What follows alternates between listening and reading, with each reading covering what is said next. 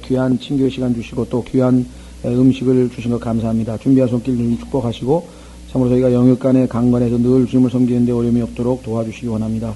이 시간에 다시 주님의 말씀 앞에 섰습니다. 두렵고 떨리는 마음으로 합당한 마음 자세로 하나님의 말씀 앞에 서게 하시고 주님 약속하신 대로 진리의 영으로 진리 가운데로 인도하시며 또 이 시간에 주님께서 약속하신 대로 택하신 자를 능하게 하심으로 이 말씀의 사역을 가능토록 도와주시기 원합니다.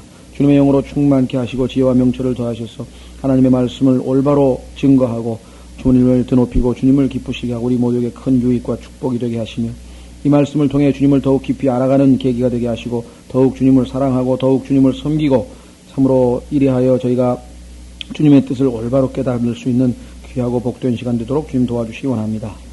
여러 가지 사정으로 인해서 참석지 못한 형제들 다시 한번 주님 손에 의탁합니다. 주님께서 돌보아 주시고 붙들어 주시기를 간절히 바라옵고 모든 말씀 우리 주 예수 그리스도 이름으로 기도하옵나이다. 아멘. 예, 그래서 우리는 이제 7절로 가겠습니다. 17장. 이 음녀에 대해서 우리가 일반적으로 알고 있는 것처럼 음녀, 로마 카톨릭 이렇게 보통 가리키는 것만 해도 사실은 뭐 여러 가지 면에서 잘 가리키는 거지만 조금 더 성경적으로 깊이 있게 봤을 때 그 뿌리가 동등한 건 아니고요. 이 바벨론 종교가 가장 오늘날 바벨론적인 특징을 지닌 채로 등장하게 된 것, 이것이 지금 우리가 로마 가톨릭 교회라 이렇게 말씀을 드렸습니다. 그런 의미에서 보자면 참으로 이번 선거의 결과에 저는 하나님께 감사했습니다. 가톨릭 신자가 대통령이 안 된 것만 해도 지극히 다행이 아니냐 그런 생각이 들더라고요. 다른 건 잘 모르겠어요. 복잡하게 제가 판단할 문제는 아닌 것 같고 하여간 그게 마음에 많이 걸렸는데 그나마 하나님께서 막으신 것 같아요. 옛날에 여러분들이 그게 그렇게 중요한 거냐 그런지 모르지만요. 미국 역사상 로마 가톨릭 신자로서 대통령이 된 사람은 존 F 케네디 한 사람뿐이었습니다. 그 이후로 미국이 오늘날 아주 도덕적으로 엄청나게 타락을 했어요. 그 역사적으로 증명이 돼 있어요. 사실 이 케네디는 그때 그 대통령 선거 기간 중에 기자들의 질문에 거짓말을 했었는데요. 아주 날카로운 사람이 질문을 한 거예요. 당신이 미국의 대통령이 된다면 미국의 국익이 우선이냐 로마 바티칸 국익이 우선이냐. 왜냐하면 로마 가톨릭의 무조건 순종이잖아요 거기는. 근데 교황에게 순종을 해야 되는데 만약에 교황이 미국의 국익에 반대되는 결정을 내렸을 때 당신은 가톨릭 신자로서 교황에게 충성할 거냐 아니면 미국의 헌법을 준수할 거냐. 이게 얘기하니까 제가 좀 기억을 좀 잊어버렸는데 하여간 거기서 이 거짓말로 넘어가게 되는 장면이 나옵니다. 그래서 이 케네디의 거짓말이라고 하는 그런 것이 역사 기록에 보면은 나와 있는데요. 그 이후에 케네디가 대통령이 된 다음에요. 미국에서는 공립학교, 미국의 공립학교, 우리로 치면 이제 일반으로 국가에서 운영하는 학교들이 다 공립학교고 사립학교 좀 있잖아요. 공립학교에서 항상 기도하고 수업을 시작을 했었어요. 네, 그것도 이제 금지됐고요. 그 다음에 공립학교 교실에다가 10계명을 붙여놨었거든요. 근데 특정 종교를 뭐 어떻게 한다 해서 다 띄워버리고요. 그러면 10계명을 매일 읽는 아이들이 죄를 짓겠습니까? 10계명 없이 그냥 이제 그 다음에 학교에 성경을 가지고 오는 것을 금지시켰어요. 왜냐면 그 특정 종교에 그러면 코란 가지고 싶은 사람 코란 가져오고 불경 가지고 싶으면 불경 가져오면 될 거 아니에요. 종교의 자유가. 그러나 아주 교묘한 방법으로 해서 결국은 오늘날 미국의 영적인 타락을 결정적으로 제공한 것이 바로 이 케네디 대통령 시절이었습니다. 우리는 잘 모르지만 하나님께서 영적으로 가톨릭이 대통령이 됐을 때 우리나라가 영적으로 어떻게 변화될 것인가 거기에 대해서 상당히 저는 개인적으로 좀 우려하고 걱정을 했었는데 잘은 모르지만 하나님께서 이번에는 막아주신 것 같습니다. 자, 그래서요 다시 계시록 17장 우리 자 7절부터 보겠습니다. 천사가 내게 이르되 어찌하여 놀라느냐. 내가 이 여자의 신비와 그녀를 태운 짐승 곧 7머리와 10뿔을 가진 짐승의 신비를 내게 말하여 주리라. 그래서 해석을 해줍니다. 1절서부터 6절까지 나와 있는 내용이 무엇인지를 내가 이제 설명을 해주겠다. 이렇게 해서 지금 해설을 해주게 되죠. 자, 그런데 그 내가 본 짐승은 어떤 짐승이냐. 전에 있었다가 지금은 없으나 앞으로 바닥 없는 구덩이에서 올라와 멸망으로 들어갈 자니. 자, 바닥 없는 구덩이에서 올라오는 장면은 11장 7절에 나왔었죠. 여러분 기억나십니까? 계시록 11장 7절에 보면은 그 구덩이로부터, 바닥 없는 구덩이로부터 짐승이 하나 올라오잖아요. 아, 그럼 성경에서 벌써 금방 우리가 그 짐승에 대해서 확인해 볼 수 있죠. 자, 전에 있었다가 지금은 없으나 앞으로 바닥 없는 구덩이에서 올라와. 자, 우선 이 짐승이 있었다라고 하는 얘기예요. 과거에. 그렇다면은 이 시점으로 봤을 때 이미 환란의 3년 반은 지나갔죠. 자, 환란의 3년 반이 끝나는 시점, 다시 말하면 이 짐승이 아주 권력을 아주 뭐랄까요, 잡아서 점점 명성을 얻고 전 세계적으로 그냥 그야말로 위대한 지도자로 부각되고 있었던 그 시점에 느닷없이 소위 말하면은 상처를 입어가지고 죽게 생겼단 말이죠. 그 사건이 우리는 계시록 13장에서 봤었단 말이에요. 근데 일시적으로 죽은 것처럼 보였다고 나와 있죠.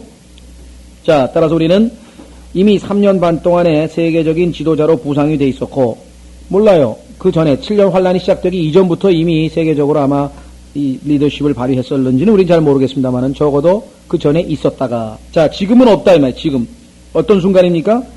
권력의 최정상에 올랐었던 그 순간인데, 바로 그 순간에 그는 13장 3절에 보시면은요, 또 내가 보면 그의 머리들 가운데 하나가 상처를 입어 죽게 된 것 같더라. 그렇게 됐죠? 예. 자, 그런데 그때 세 번째 뭡니까? 앞으로, 자, 8절을 보니까 앞으로 바닥 없는 구덩이에서 올라와 멸망으로 들어갈 자니. 자, 바닥 없는 구덩이에서 올라올 거는 뭐만 올라옵니까? 예? 영이 올라오겠죠? 사람이 올라올 건 아니잖아요. 그러니까 어떤 자의 안에 이 바닥에 바닥 없는 구덩이에서 올라온 어떤 악한 영이 그 안으로 들어가서 그에게 그야말로 이제 뭐 엄청난 권능과 이적을 베풀 수 있는 그러한 능력을 제공하겠죠. 자, 따라서 우리는 그가 이제 전 세계 사람으로부터 단지 정치적인 지도자뿐만 아니라 내가 바로 누구다? 참 메시아요, 내가 바로 하나님이라고 자기 자신을 이제 내세우게 되는 그 시점에 어떤 일이 벌어졌어요? 기가 막힌 쇼가 하나 벌어졌죠. 그것은 뭐냐면 부활 소동이 벌어졌다. 예수 그리스도를 흉내내는 겁니다. 그렇죠? 사람들로 하여금 나는 단순한 인간, 단순한 정치적인 지도자, 뭐 그 정도에 지나지 않은 초자연적인 인물이요, 내가 바로 사실은 메시아고 내가 바로 하나님이다 라고 하는 사실을 입증하려면 부활 이외에 다른 방법은 없다는 거죠. 그렇죠. 우리도 예수 그리스도의 신성에서 가장 결정적인 증거는 부활 아니겠습니까? 따라서 여기서 지금 부활을 흉내를 냈다. 그렇게 되면 어떻게 되겠어요? 전 세계가 미혹되는 거죠. 여러분들이 한번 상식적으로 생각해 보세요. 진짜 죽었다 사람이 살아났는데 그 사람이 자기를 신이라고 했을 때 여러분들이 안 받아들이겠냐 이거. 성경에 보니까 바로 예수 그리스도께서 바로 그와 같은 모습을 우리가 보이게 됩니다.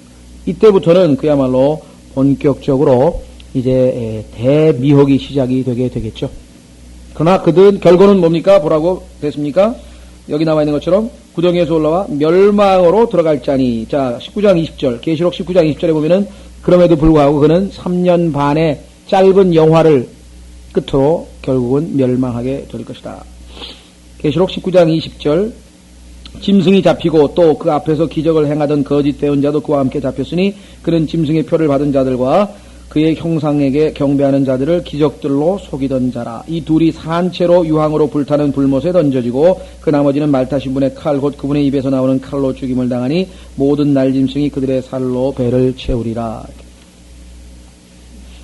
자, 그래서 우리는 여기 나와 있는 있었다가 없으나 앞으로 올라오게 될 그 자가 어떠한 자인가를 다시 한번 또 살펴보게 됩니다.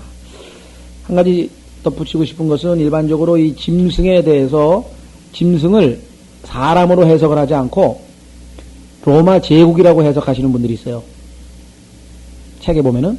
근데 여기에서 보면 아시다시피 로마 제국이 없어졌다가 예? 있었다가 그 다음에 뭡니까? 있었다가 지금은 없다가 다시 있게 된다 그랬죠.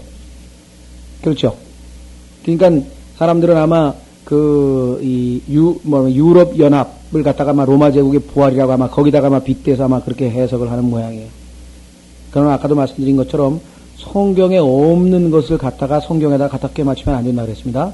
예, 성경적으로 우리가 성경을 성경으로 찾아서 봤을 때 이 짐승이라고 하는 인물은 이미 한번 죽었다가 되살아났다. 그래서 성경을 성경으로 비교해서 해석하는 것이 성경적으로 정확한 해석이다. 9절입니다. 8절 끝부분에 보시면은요, 올라와 멸망으로 들어갈 자니 땅에 거하는 자들로서 창세로부터 그 이름이 생명책에 기록되지 못한 자들이 전에 있었다가 지금은 없으나 앞으로 있게 될 그 짐승을 보고 놀랍게 여기리라. 구원받지 못한 사람들이니까 다 그런 문제에 대해서 성경을 모르고 다 속게 되겠죠? 그럴 수밖에 없을 것입니다. 아까도 말씀드렸지만 속이던 자라고 했지 않습니까? 네. 9절 지혜 있는 생각이 여기에 있으니 그 7머리는 그 여자가 앉아있는 7산이라. 또 7왕이 있으니 5은 망하였고 하나는 있으며 다른 하나는 아직 오지 아니하였으되 오면 반드시 잠시 동안 머물리라. 전에 있었다가 지금은 없는 그 짐승은 8번째니 그 7 중에 속한 자라. 그가 멸망으로 들어가리라. 자, 여기 지금 7산은 7머리라 그랬네요. 7머리가 7산인데 우리가 일반적으로 알기를 여기 한 가지 좀 일반적으로 배운 것에 대해서 좀 수정을 해야 될 것 같은데요. 이 7 언덕 위에 세워진 도시라고 하는 것이 유럽 역사나 문화에서 보면 그게 아시다시피 로마입니다. 그렇죠? 그래서 그 로마가 실제적으로 7 언덕 위에 세워져 있는 그 도시 전설 뭐 이런 것들이 우리가 잘 알려져 있고 오페라 노래도 나오고 그 다음에 시에도 나오고 많이 나옵니다. 근데 실제적으로 7 그 언덕, 7 도시의 명칭이 다 달라요. 그래서 실제적으로 역사에 보면은 요로마가 7개의 언덕이 아니라 10개의 언덕 위에 세워진 것으로 설명되어진 부분도 나옵니다. 제가 이 얘기를 왜 하냐면은 그래서 단적으로 봐라 로마 그 유명한 그 이 라틴의 그 시인들의 시에 의하면 7 언덕 위에 세워진 너 로마요 하면서 그런 것이 바로 성경에 그대로 나오지 않느냐 우리가 일반적으로 그렇게 얘기를 했었는데 여기 좀 조심을 좀 해야 될 것 같아요. 왜냐하면 여기 보시면은요. 자, 우선 7머리가 7산이라고 했는데, 그렇죠? 그런데 그 7머리 중에 한 머리가 상처를 입었다가 다시 살아났잖아요. 한번 확인해 보겠습니다. 13장에. 그럼 뭐 상식적으로 가지고, 가면서 그러면 실제 산이 아니네, 이게. 그렇죠? 실제 산이라고 할 수 없는 게 성경 자체에서 그냥 나와버려요. 왜? 한번 보세요. 13장. 1절. 내가 바다의 모래 위에 서서 보니 바다에서 한 짐승이 올라오는데 머리가 7이요 뿔이 10이라. 그 뿔들 위에는 10 왕관이 있고 그 머리들 위에는 신성모독하는 이름이 있더라. 그렇죠? 그런데 3절 보세요.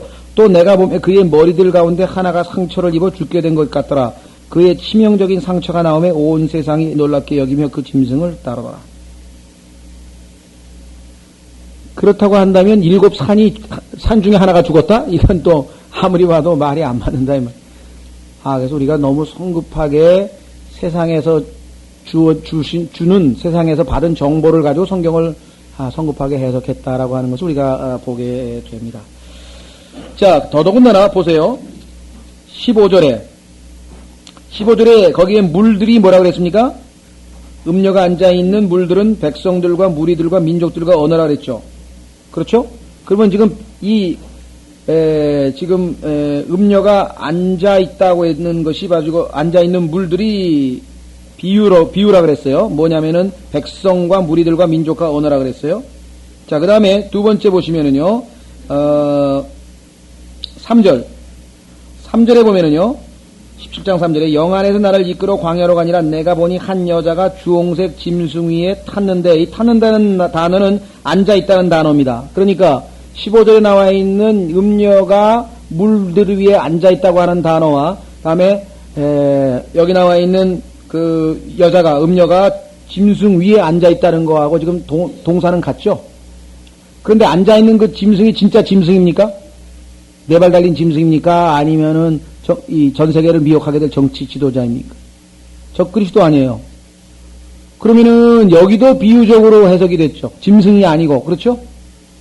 그러면 자, 세 번째는 바로 보겠습니다. 9절.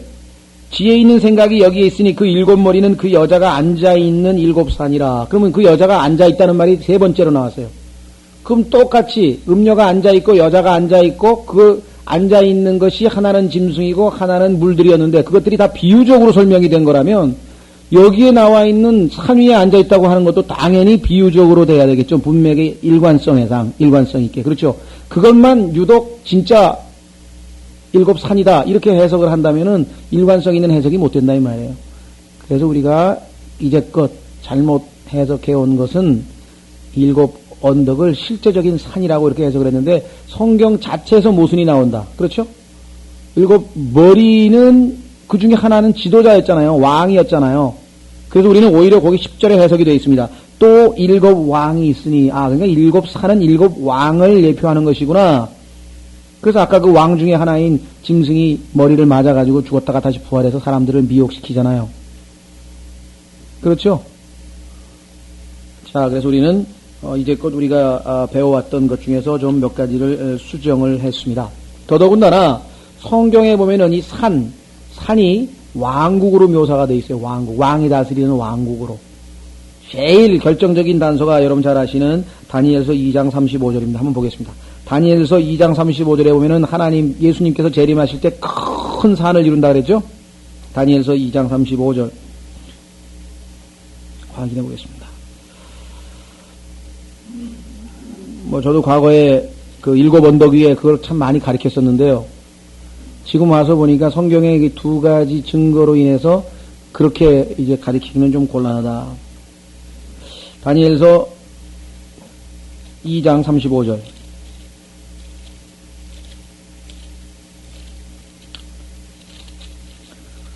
다니엘서 2장 35절 기록하기를 그때 쇠와 진흙과 놋과 금과 은이 다 산산조각 나서 여름 타작마당에 겨같이 되어 아까 타작마당이 재림 때와 연관된다고 했습니다. 바람에 쓸려가 그들의 자리가 없어졌고 이 형상을 친 돌은 큰 산이 되어 온 땅에 가득하였나이다. 이 큰 산이 우리가 얘기하는 천년 왕국입니다. 예수 그리스도께서 세우신 천년 왕국이었죠.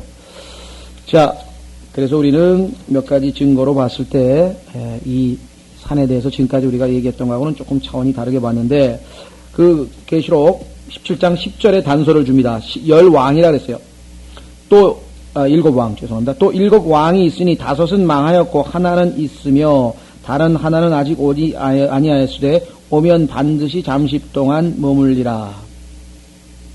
전에 있었다가 지금은 없는 그 짐승은 여덟 번째니 일곱 중에 속한 자라 그가 멸망으로 들어가리라. 그러니까 이 왕이야 이 말이죠. 자, 우선 우리가 이 일곱 왕들은 여러분들이 성경에서 우리에게 딱 해석을 해준다고 보기는 어렵지만 단서를 제공해주는 구절들이 성경에 많이 있습니다. 여러분도 아시다시피 하나님의 백성인 이스라엘과 연관 지어졌던 제국, 그들은 다 그 이스라엘을 핍박을 했던 그러한 제국들이었어요. 자, 그 제국들 중에 첫 번째는 이집트였죠. 이스라엘 백성들이 노예로 있었던 이집트. 그 다음에 두 번째가 바벨론 제국이었죠. 그 다음에 아시리아 제국이 있죠. 아시리아 제국이 먼저라고 할 수도 있겠죠. 북왕국 이스라엘이 잡혀갔었고, 그 다음에 남왕국 바벨론. 역사적으로 보면 아시리아가 물론 먼저겠죠. 순서대로 하면은. 그 다음에 바벨론이 뒤를 이었고. 그 다음에 바벨론을 멸망시킨 페르시아가 있었죠. 그 다음에 알렉산더 대왕, 다니엘서 7장에 등장하는 그리스라고 하는 나라가 있습니다. 그래서 이 다섯 나라는 지금 보시면 아시다시피 뭐라고 했습니까? 망했다 그랬습니다. 10절에 다섯 나라는 지금 망했고 하나는 있으며, 자, 지금 있는 나라는 어떤 나라입니까? 아까 말씀드린 것처럼 로마 제국이죠. 자, 로마 제국이 지금 그대로 지금 남아 있는 건데요. 아까 말씀드린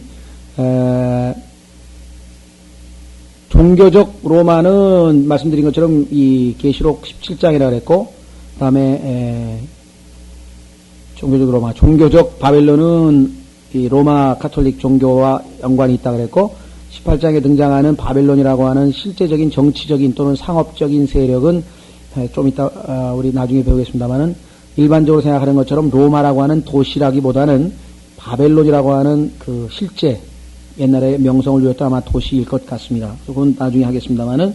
자, 그래서 지금 이 5나라가 있고 지금 한 나라가 지금 있으며 다른 하나는 아직 오직 아니하였으되 오면 반드시 잠시 동안 머물리라. 예, 적그리스도의 왕국이죠. 예, 적그리스도의 왕국.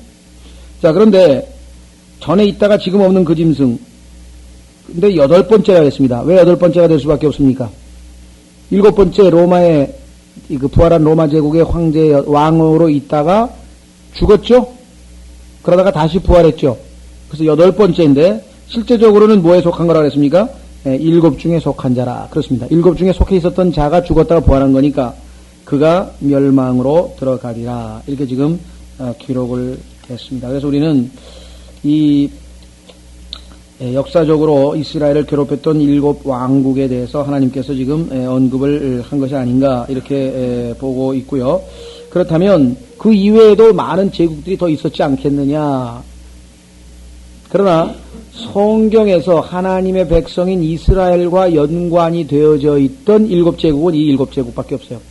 예를 들면 뭐 중국이라든가 중국의 거대한 뭐 진나라 이런 나라들은 뭐 엄청난 제국이었긴 했지만은 징기스칸이라든가 뭐 이런 나라들이 있었지만은 뭐 그런 것들은 다 아시다시피 하나님의 백성인 이스라엘과 직접적인 연관이 없기 때문에 우리는 하나님께서 의도적으로 이스라엘 백성과 직접적인 연관이 있는 7 왕국에 대한 언급을 하신 것이 아닌가 이렇게 생각을 하고요. 결국은 이들이 나중에 적그리스도라고 하는 하나의 왕국으로 귀착이 되면서 이스라엘 백성을 가장 강하게 또 가장 심하게 괴롭히는 그러한 국가가 될 것을 언급한 것이라고 보게 됩니다.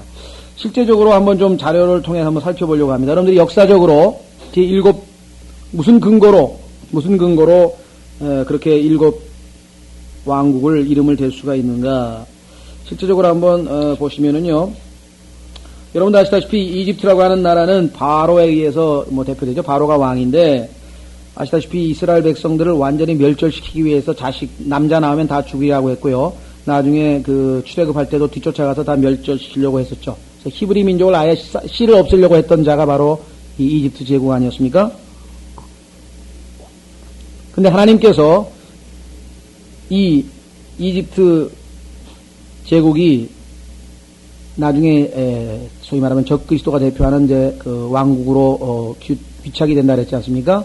근데 그 적그리스도의 제국을 하나님께서 누굴 보내서 멸하십니까? 예수 그리스도께서 아마겟돈 전쟁에서 멸하게 되죠.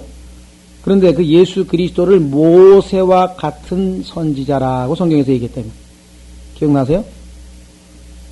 요한복음에 보면은 모세와 같은 선지자, 신명기에서 모세가 하나님께서 너희 중에서 나와 같은 선지자를 하나 내실 터인데 그를 따라야 된다. 그러니까 유대인들이 요한복음에서 네가 누구냐? 혹시 모세가 얘기했던 그 선지자 아니냐? 모세와 같은 선지자 아니냐라고 질문하는 모습을 보게 되죠. 예. 그래서 우리는 모세를 통해서 하나님께서 바로를 멸하신 것처럼 모세와 같은 선지자이신 예수 그리스도를 통해서 이집트를 멸하게 될 것을 성경적으로 우리가 뒷받침해 본다.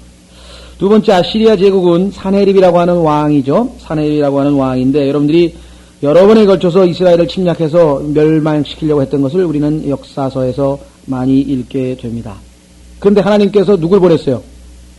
천사를 보내서 하나님의 천사가 18만 5천 명을 갖다가 내리 죽였잖아요. 그래서 천사의 개입을 통해서 심판을 했는데 이것도 역시 마지막 때 적그리스도의 왕국도 하나님께서 하늘의 군대, 그렇죠? 천사와 또 예수 그리스도의 몸된 우리 교회까지 포함해서 우리도 이제 부활하면 뭐 어떻게 된다 했습니까? 천사와 같이 된다 그랬죠. 그래서 이 천사들의 개입으로 주님께서 멸망하게 될 것을 또 성경적으로 확인을 해보게 됩니다. 세 번째 왕국은 바벨론 왕국이었는데 느부갓네살이라고 하는 왕에 의해서 대표가 됩니다. 느부갓네살 왕은 아시다시피 유대인들의 모든 귀족들을 싹 잡아갔죠. 심지어는 시드키야 왕도 데려가서 눈도 다 뽑아버리고, 자, 더더군다나 귀족들을 데려간다면 어떻게 해야 됩니까? 그 씨를 말려야 되는데, 방법 중에 하나는 그 소위 말하면 이 거세를 해가지고 그 왕족이 더 이상 이 왕족을 생산할 수 없도록 그 대를 끊는 거죠. 그래서 다니엘을 비롯한 그 네 친구들, 다니엘과 그 세 명의 친구들, 네 명이 다 넷이었다는 사실 우리는 성경을 통해서 확인을 해보게 됩니다. 그렇죠? 뿐만 아니라 자기 형상 만들어 놓고 우상을 숭배하지 않으면 다 죽일 것처럼 얘기를 해서 유대인들 다더군다나 왕족 출신인 사람들이 그와 같은 것에 순종하기는 어려웠겠죠.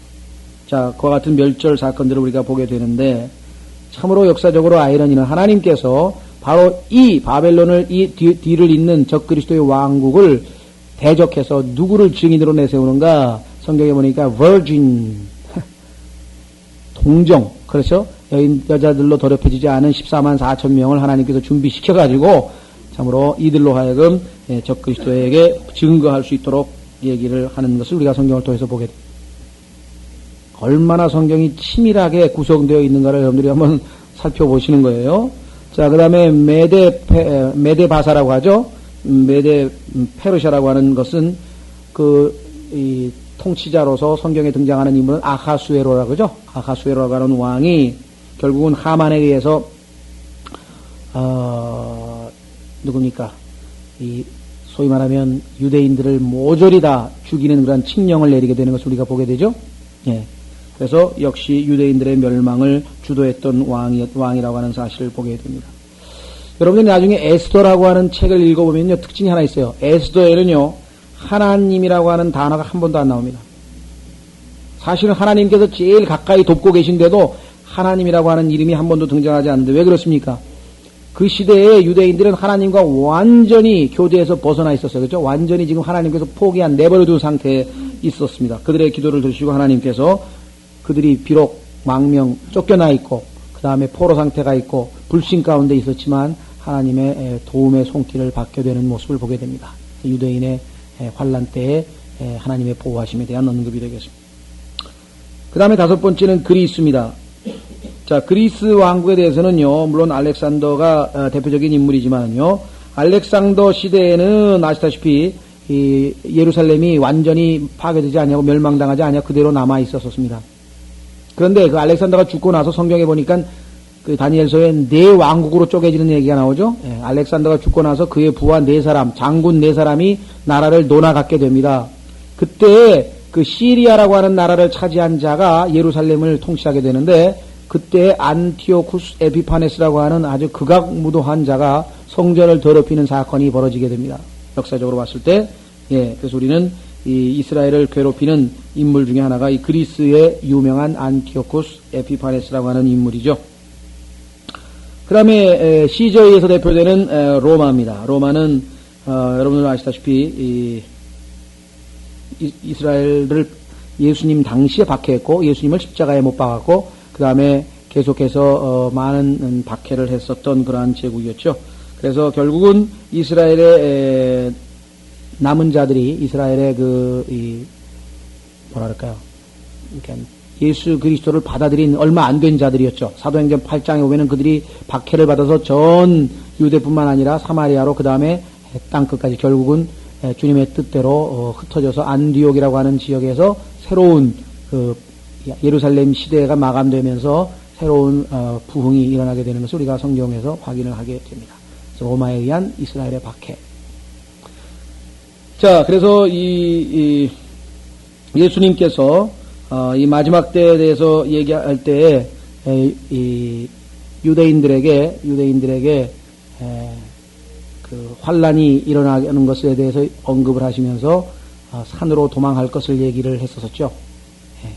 그래서 유대인들은 결국은 이제 적그리스도의 왕국이 들어서게 될 때에는 보시다시피 이제 하나님께서 셀라 페트라라고 하는 지역으로 보호를 부양하기 위해서 데리고 간다. 이렇게 우리가 배운 적이 있었습니다. 자, 그래서 우리는 이 일곱 왕국에 대해서 성경적으로 충분히 근거가 있다는 사실을 좀 살펴봤었고요. 이 일곱 왕국의 특징은 뭐냐? 첫째는 모두 다 바벨론 종교와 연관이 있다. 바벨론 종교와 일곱 제국이 다 연관이 있다는 것이고요.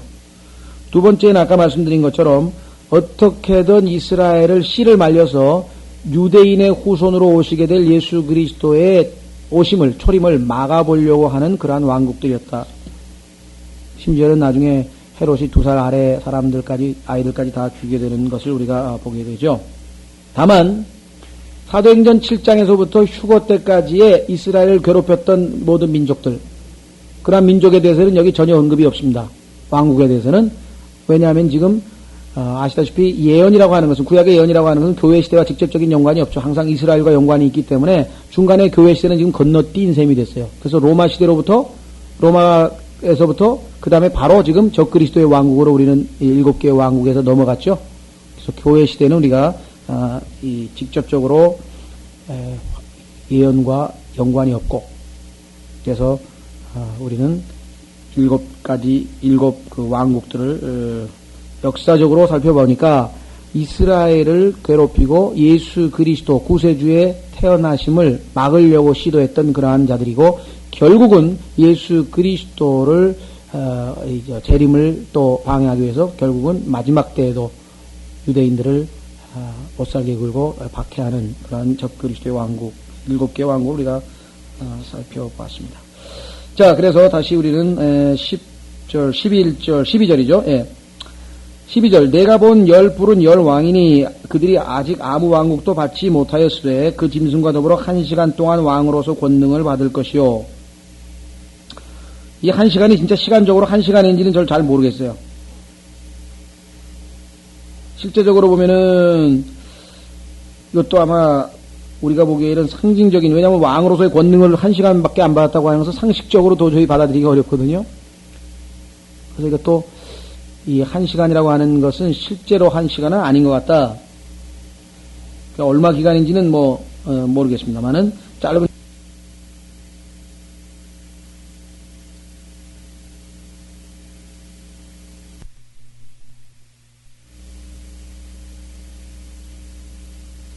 일단은 3년 반 미만이겠죠. 3년 반 미만 적그리스도가 이제 등장한 거니까. 자, 그들이 아직 아무 왕국도 받지 못하였을 때 그 짐승과 더불어 1시간 동안 왕으로서 권능을 받을 것이요. 이들이 그 다음에 뭐라고 되어 있습니까? 예, 한 생각을 가지고 자기들의 권능과 힘을 그 짐승에게 주리라. 그러니까 나중에 적그리스도를 지지하는 10왕국이 등장할 터인데, 이 10왕국은 여러분 잘 아시는 것처럼 다니엘서에 나와 있습니다. 다니엘서에 10발가락으로 나와 있는데, 그 발가락의 특징이 뭐냐면 철과 진흙으로, 그러니까 이게 일관된 통일왕국이 아니에요. 뭔가 이상해요. 근데 놀라운 사실은 그 문맥에서 소위 말하면은 그들이 사람의 씨와 섞을 것이라고 하는 표현이 거기 등장하거든요. 그래서 이들 왕은 어쩌면 우리 교회가 휴거되고 난 다음에 지상하게 존재하게 될 여러 가지 영적인 존재들, 그 중에 지하에서 올라온 것들이 있었고, 그 다음에 하늘에서 타락한 천사들이 지상에 내려와서 다시 노아의 홍수 때처럼 사람의 딸들과 혼인해서 낳게 될 거인이라고 하는 존재가 있게 될지도 모르는 것이고, 그러한 등등등등 우리가 정말 상상할 수 없는, 그러나 성경에 이미 예언되어 있는 그런 일들이 아마 있게 되지 않겠느냐. 그래서 어쩌면 초자연적인 그러한 능력을 발휘하는 그런 10왕국이 될 것을 암시하고 있다. 여러 번 말씀을 드렸습니다. 자, 그래서요, 13절, 이들이 다 한 생각을 가지고 자기들의 권능과 힘을 그 짐승에게 주리라. 여기 보시면은 한 생각이라고 한 말 나오죠? one mind라고 그랬는데요. 이 mind라고 하는 말은 성경에서 보면은 생각으로 번역했다가 마음으로 번역했다, 이게 사실 왔다 갔다 하는데, 문맥상 그럴 수밖에 없다는 생각이 또 들 때도 있어요. 이 마인드가 뭐냐? 예수 그리스도의 생각을 품으라. 좀 이상하니까 예수 그리스도의 마음을 품으라. 이게 또 빌립보서에는 그렇게 번역을 했단 말이죠. 그렇죠? 로마서에서도 내 마음의 변화를 받아 그랬지, 또 그렇게 번역했단 말이죠. 그러니까 이 생각, 마음. 근데 성경에 보면은 마음의 생각 이런 표현이 또 나와요.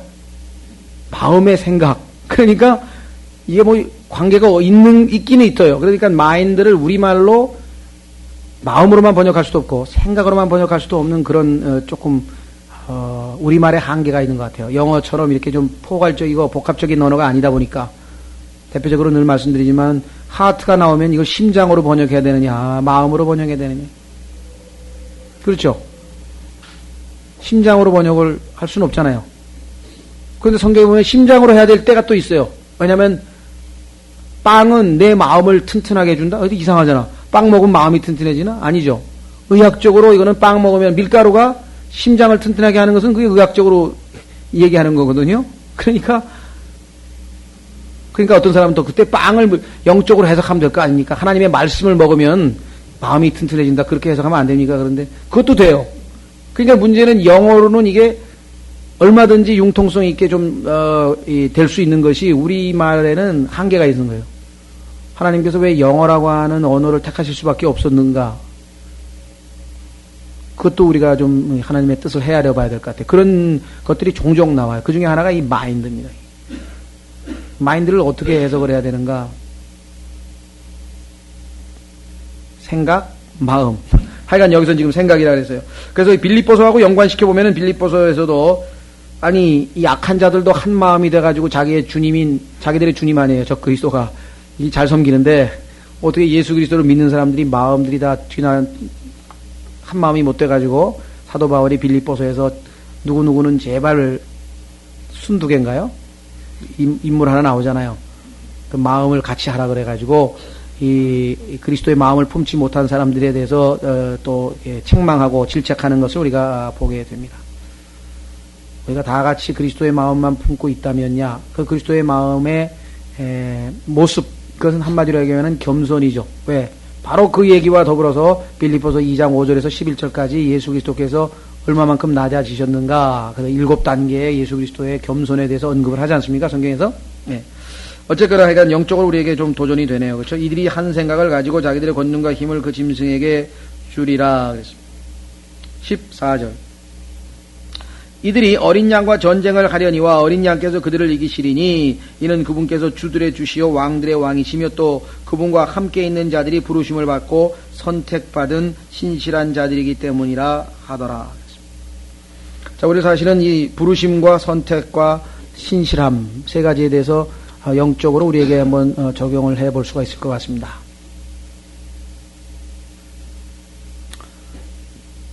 구원받은 사람들은 다 뭡니까?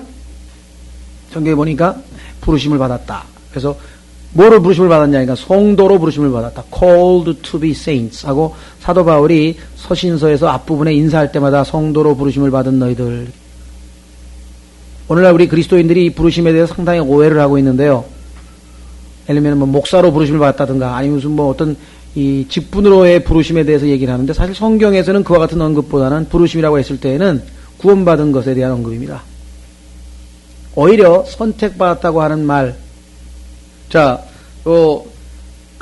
선택받았다고 하는 말은 일반적으로 우리가 아시다시피 우리가 하나님의 선택함을 받았기 때문에 구원과 관련된 말이기도 하거든요. 그렇죠? 네, 택하심을 받았다. 구원과 관련된 말이기는 한데, 어딥니까? 디모데 전서입니까?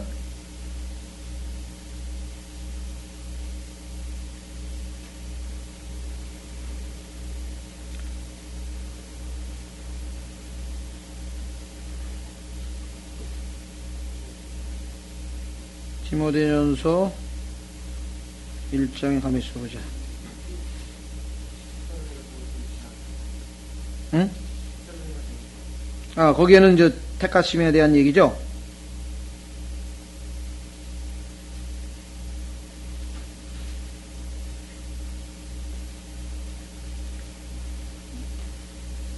데살로니가전서 1장 4절이죠. 네, 거기 한번 보십시다. 거기에 보면은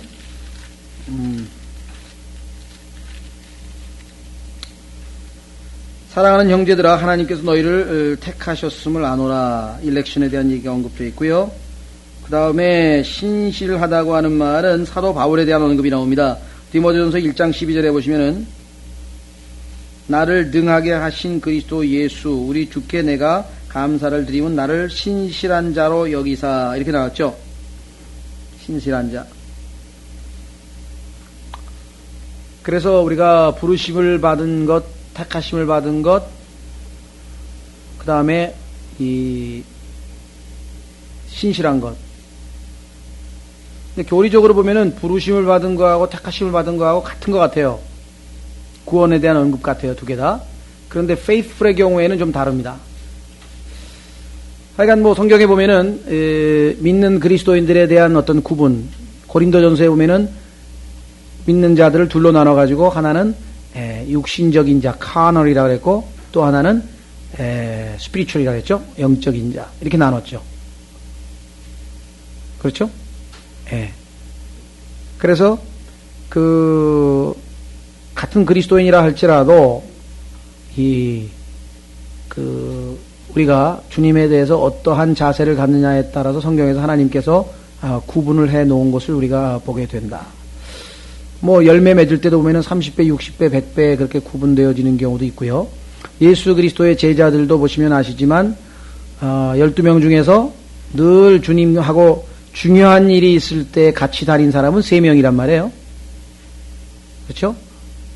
그거는, 베드로와 야고보와 요한. 그러니까 야고보와 요한은 물론 형제죠. 그래서 베드로와 야고보와 요한은 변화산에도 올라가고, 그 다음에 또, 겟세마네에서 기도할 때도 그들만 데리고 가고, 그러니까 예수님께서 진짜 중요한 일이 있을 때는 그 3사람만 데리고 갔었습니다. 그렇죠? 그런데 그 중에서 또 요한은 특별히 예수님의 사랑받는 자라고 또 특별히 성경에 묘사가 되어 있고요. 또 예수님의 품에 기댔다고 하는 말도 성경에 보면 나와 있고, 그래서 하여간 측근, 최측근, 그 다음에 최측근 뭐 이러는지 모르겠는데, 그런 어떤, 이스라엘에도 보면은 일반 백성들하고 짐승들하고 딱 금거서 여기까지만 오라 그러고 하나님께서, 그 다음에 뭐 장로들인가요? 지도자들 여기까지 오라 그러고, 그 다음에, 여호수아인가? 여기까지 오라 그러고, 그 다음에 이제 모세만 특별히 또 하나님과 단독으로 만나고, 뭐 이와 같은 것들을 보게 되면서 우리가 뭐 교리적으로 그건 뭐, 그러면 누가 여기 해당되느냐 이거를 우리가 정확하게 따지기는 어렵지만은, 하여간 주님께서 그렇게 구분을 해 놓으시는 것을 보게 된다. 제일 우리가 쉽게 구분할 수 있는 것은 나이에 관해서, 영적인 성숙에 관해서는 베이비서부터 시작해가지고 나이 든 자까지 7단계가 있어요. 여러분들 우리 린튼 스미스가 쓴 기초성경 공부해 보면 7단계 나오잖아요. 처음에 갓난애기, 베이브 또는 베이비, 그 다음에 child, 그렇죠? 그 다음에 young child, 그 다음에 young man, father, elder, 그 다음에 the aged, 뭐 이렇게 해서 약간 영적인 성숙도에 따라서 성경에서 또 그렇게 언급을 해놓은 것을 우리가 보게 된다. 자, 그래서 하여간 여기도 계시록에도 지금 이 주님을 따르는 자들의 3부류로 지금 나눠져 있네요. 15절. 또 그가 내게 이르되 내가 본 물들 곧 음녀가 앉아있는 물들은 백성들과 무리들과 민족들과 언어들이니라. 16절. 내가 본 열불 곧 짐승 위에 있는 열불이 음녀를 미워하여 황폐하게 하고 벌거벗게 하며 그녀의 살을 먹고 그녀를 불러 태우리니. 자, 아니 조금 전까지 이 음녀의 소위 말하면 후원자가 돼준 자들인데, 그렇죠? 음녀를 정치적으로 지원해가지고 이 종교를 전 세계의 종교로 만들었던 자들인데, 문제는 둘 다 흑심을 품고 있었죠? 둘 다 서로에게 이익을 보려고 했기 때문에 결국은 쓸모가 없어지니까 이제 종교 따위는 필요 없다. 왜? 적그리스도가 이제 하나님인데 뭐 또 따로 종교가 필요하냐. 그래서 결국은 이용만 다하고 내 던져지는 그러한 꼴이 됩니다. 이 마지막 시대의 그 큰 음녀가. 그래서 보시면은 교회와 예수 그리스도의 관계와 우리가 대조시켜 보면은 극명하게 대조가 되죠. 교회와 예수 그리스도의 관계는 아시다시피 헌신이요, 사랑이요, 또 예수님께서는 비록 교회가 타락하고 말 안 듣고 때로는 보잘것없어도 끝까지 그를 사랑하시고 끝까지 보존하시고 끝까지 정결케 하셔서 결국은 영광스러운 교회로, 흠도 없고 점도 없는 교회로 에베소서에 보면 만드시고 결국은 어린 양과 혼인하시고 이렇게 해서 끝까지 보존하시는 반면에 이 열 왕들은, 지상에 있는 열 왕들은 결국은 이 여인을, 이 음녀를 이용으로 해먹고 있다가 결국은 관계가 아주 파국으로 치닫는 것을 우리가 여기서 읽게 됩니다. 자, 그래서 결국은 우리가 이미 공부했듯이 이제 종교도 필요 없는, 왜? 적그리스도가 직접 자기를 하나님이라고 했기 때문에 더 이상 종교도 필요 없는 그런 상황이 오게 될 것이다. 계속해서 16절. 내가 본 열불 곧 짐승 위에 있는 열불이 음녀를 미워하여 첫 번째, 황폐하게 하며 두 번째, 벌거벗게 하며 세 번째, 그녀의 살을 먹고 그녀를 불로 태우리니. 17절. 이는 하나님께서 자신의 뜻을 이루려는 마음을 그들에게 주사 한 마음이 되게 하시고. 자, 이게 이제 우리에게는 영적으로 참 중요한 얘기네요. 하나님께서 자신의 뜻을 이루는 마음을 그들에게 주사 한 마음이 되게 하시고 그들의 왕국을 그 짐승에게 내어주게 하시되 하나님의 말씀들이 이루어지기까지 하셨음이라. 그러니까 이들 열 왕은 하나님께서 나중에는 하나님의 뜻을 이루시기 위한 도구로 사용하신다 이 말이겠죠. 그렇죠? 여러분들 왕국을 짐승에게 내어준다 그러면은 이제 옛날에 로마가 주변에 있는 모든 왕국들, 예를 들면 갈리아 그러면은 이제 어디입니까? 프랑스, 브리타니아 그러면 영국, 그다음에 이스파니아 그러면 스페인, 그다음에 또 여러 로마 시대에 점령했던 나라들이 결국은 나중에 다 로마의 한 지방으로 편입이 되잖아요. 그래서 결국은 박스 로마나 해가지고 로마가 완전히 제국을 이루게 되죠. 그것이 이제 적그리스도가 다스리는 소위 말하면 전 세계 국가로 등장하게 될 것입니다. 그래서 오늘날에도 여전히 우리가 그 흔적을 또는 좀 예측해 볼 수 있는 것이 이 로마라고 하는 도시와 로마 바티칸 종교라고 하는 것은 같은 도시에 지금 머물러 있죠. 그렇죠. 자, 그 다음에 로마의 언어가 라틴어였는데요. 우리가 생각할 때는 라틴어는 이미 사어가 되었다. 죽었죠. 사용이 안 되니까. 그래서 그 라틴어에서 파생되어 온 여러 언어 중에 이탈리아도 있고 스페인어도 있고 프랑스어도 있고 루마니아, 포르투갈 이런 나라들의 말들이 있는데, 그러나 그 라틴어를 모로 하는 나라의 언어들이 지금 여전히 살아있고 뿐만 아니라 중요한 영어와 독일어의 단어들은 라틴어로 된 게 굉장히 많이 있습니다. 그래서 얼핏 보기에는 로마의 흔적이 지금 다 사라진 것 같지만 여전히 우리 일상생활에 많이 뿌리 잡고 있다. 예를 들면은요, 오늘날 전 세계의 법 체계는 로마 시대의 법 체계하고 같습니다. 그 다음에 의학 용어도 라틴어가 기초가 돼서 다 만들어졌죠. 또 군 조직, 그 다음에 자연과학, 이때 보면 전부 지금 라틴어가 거의 그대로 남아 있습니다. 그래서 여러분들 영어 공부하는 사람들은 워드 파워 이렇게 공부하다 보면은 라틴어로 된 접두어, 그 다음에 어근 이런 거 우리 다 공부하게 되잖아요. 예. 또 음악 용어도 마찬가지고요. 여전히 지금 그야말로 옛날에 그런 말이 있었죠. 모든 길은 로마로 통한다라고 하는 것처럼 로마가 지금도 여전히 지중해 문화권의 뿌리에 그대로 남아 있는 것을 보게 됩니다. 자, 그래서 결국은 마지막 때에 로마로 모든 것이 통일될 것을 지금 여기에서도 우리가 볼 수가 있다. 특히 군대에서 사용하는 용어들이 거의 다 로마에 사용하는 말이에요. 이 군단이라고 하는 단어도 그렇고요. 그 다음에 군 계급, 메이저 하면 소령인가요? 소령, 캡틴 그러면 대위죠. 그 다음에 버탈리언 하면 어떻게 되나요? 그것도 그 다음에 제너럴, 장군, 아미, 미 8군 할 때 군이라고 할 때 그 군 단위도 그 다음에 포병, 아틸러리라든가 또 기병, 캐벌리라든가 또 보병, 인펀트리 이런 단어는 전부 다 로마 라틴어에서 그대로 갖다 쓰는 단어들이거든요. 그래서 결국은 아마 이 유럽이 이 로마로 통합되는 것은 쉽게 이루어질 것이다.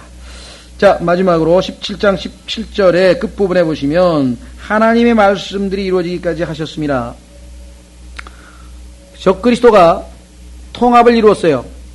하나가 돼가지고 마치 정말 전 세계를 완전히 지배하는 것처럼 보였지만은 사실은 그것이 결국 어떻게 됐습니까? 하나님의 뜻을 이루는 일로 국한되었다.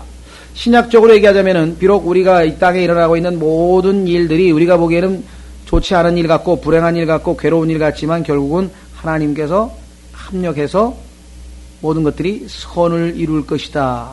같은 말이에요. 같은 의미죠. 예를 들면은 우리는 시편 76편 10절, 시편 76편 10절에 가면은 인간의 진노를 하나님께서는 찬양으로 바꾸신다. 그런 말씀이 기록되어 있습니다. 아무리 인간이 꾀를 굴리고 이렇게 저렇게 하고 해봐도 결국은 그것이 하나님께 영광 돌리는 일로 끝나버릴 것이다. 시편 76편 10절에 보시면은요, 시편 76편 10절에는 우리가 신약의 로마서 8장 28절에 해당하는 말씀입니다. 로마서 8장 28절에 해당하는 말씀이죠. 기록하기를 참으로 사람의 진노가 주를 찬양할 것이요. 지금 사람이 죄를 지어가지고 지금 이 적그리스도가 하나님을 대적하려고 전 세계의 모든 나라들을 다 모아가지고 하나로 만들어가지고 바벨탑을 쌓는데 예르면, 그러나 그것은 결국은 그들의 힘을 가지고 하나님께서 뭘 한다? 큰 음녀를 멸망시키는 그 도구로 지금 사용이 되는 것을 보게 되잖아요. 그래서 결국은 하나님께 찬양으로 마무리되는 것을 우리가 보게 됩니다. 자, 그래서요, 우리는 다음 시간에 이제 18장을 보는데, 다음 시간에 18장, 18절에 보면은 또 내가 본 그 여자는 땅의 왕들 위에 군림하는 저 큰 도신이라 하더라.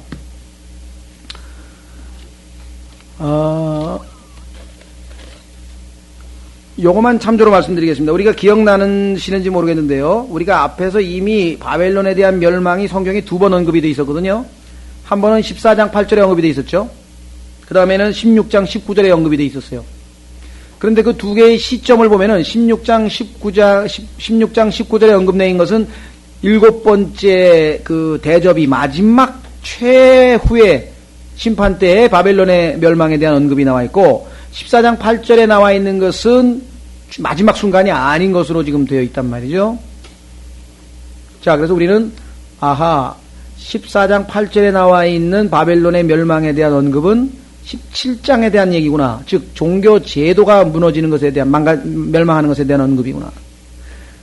그러나 맨 마지막에 18장 도시가, 그래서 이제 그 상업, 무역, 거래가 다 끝나고 모든 그 소위 말하면 물질적인 풍요가 다 완전히 멸망으로 치닫는 그 내용은 계시록 16장 19절에서 이미 언급을 했다. 성경에서 이미 종교 조직의 멸망과 그 다음에 상업적 세력, 경제 세력으로서의 바빌론이라고 하는 도시의 멸망을 구분 지어 놓은 것을 우리가 좀 염두에 좀 두셔서, 이제껏 아마 그냥 로마로 통일해서, 로마와 로마 도시로 이렇게 통일해서 우리가 배웠던 것과는 조금, 그때도 물론 견해는 두 가지가 있다 그랬어요.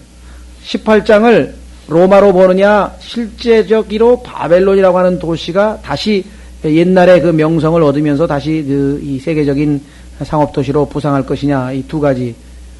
로크먼 박사는 로마로 그냥 보자 그랬고, 라키는 실제적으로 도시가 아마 다시 부흥되지 않겠느냐, 그렇게 봤었는데, 왜 두 번째 견해가 맞는가를 다음 시간에 좀 살펴보려고 그래요.